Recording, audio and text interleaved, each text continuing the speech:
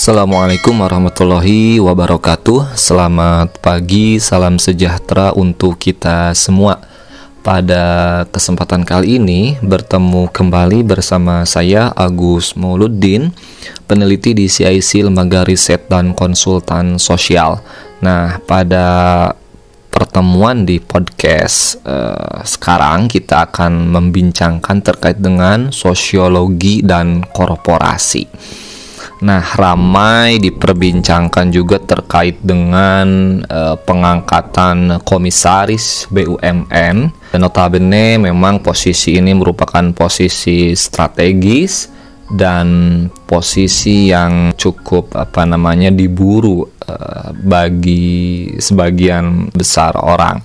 Hal utama tentu tidak lain adalah penghasilan yang cukup fantastis bagi seorang komisaris dan juga posisi yang cukup bagus untuk jenjang karir seseorang. Nah, bagaimana sebetulnya korporasi dan spesifikasi jajaran di komisaris, begitu juga dengan direksi, dilihat dari aspek sosiologi yang bisa diambil.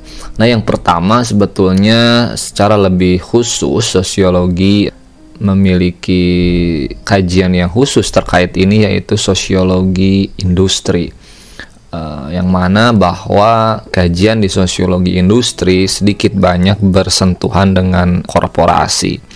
Di situ bagaimana aktor yang bermain ataupun aktor industri dan juga sebetulnya tidak lepas daripada kontestasi elit, baik itu elit politik ataupun elit ekonomi.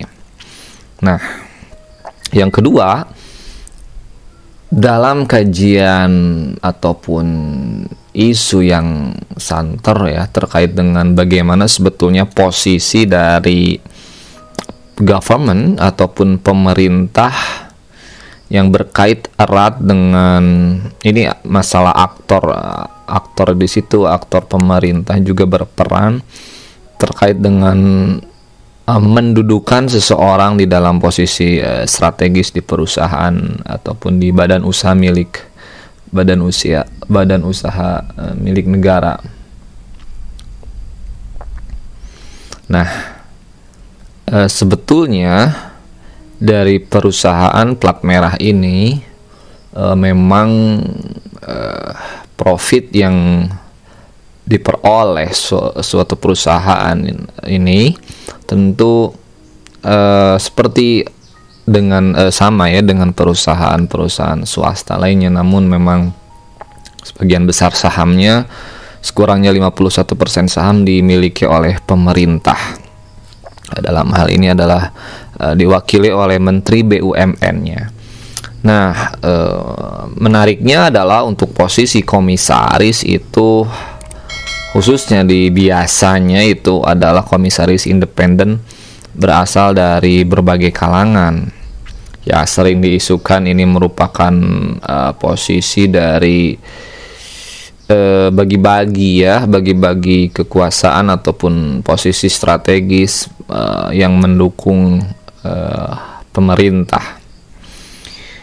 Ya, sebetulnya ini masalah etik kalau menurut saya ya, dalam arti bahwa secara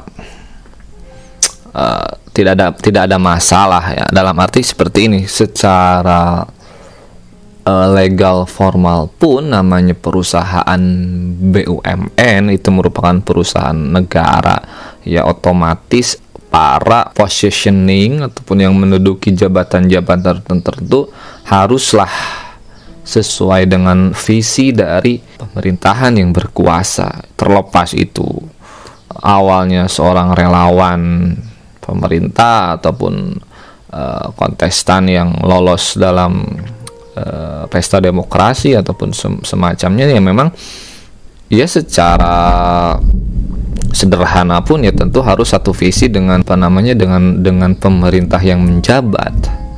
Dan sebetulnya posisi dari katakan komisaris independen ya. Independen di sini memang definisinya masih kabur juga ya. Bisa jadi ataupun secara regulasi disebutkan juga independen di sini memang secara keahlian ya, expertise-nya, ataupun seseorang yang memang memiliki pengalaman ataupun rekam jejak di dalam aspek mengelola sebuah kebijakan, baik itu di tataran institusi dia sebelumnya atau juga memang berdasarkan kepakaran tertentu ya, baik itu di bidang sosial ataupun hukum, ekonomi dan sebagainya.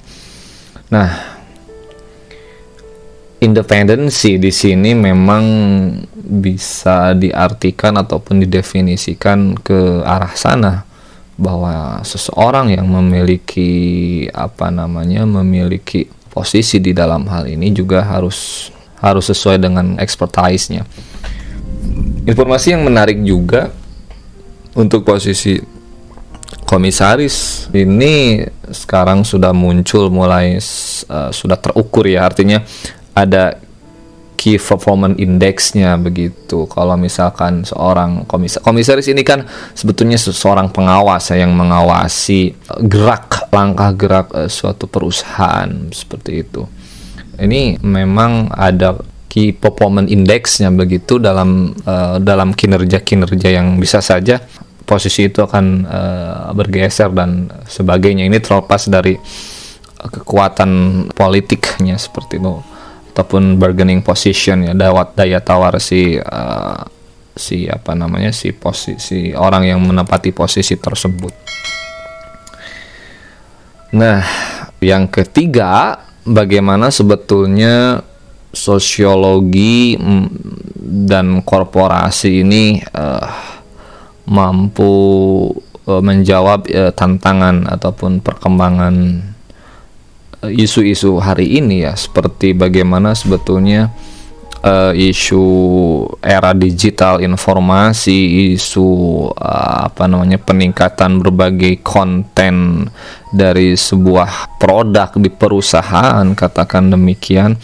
Ini memang perlu dilihat juga dari konteks sosiologi industri, yang mana bahwa aktor ataupun pelaku dari industri ini tidak hanya sifatnya government policy, kebijakan di ranah pemerintahan, ataupun di aspek mezonya, institusinya sendiri, perusahaannya sendiri, bagaimana mengelola manajemen, bagaimana hubungan jajaran direksi dengan dengan komisarisnya, dan juga bagaimana aspek stakeholder yang terlibat dari aspek masyarakat dan civil society-nya.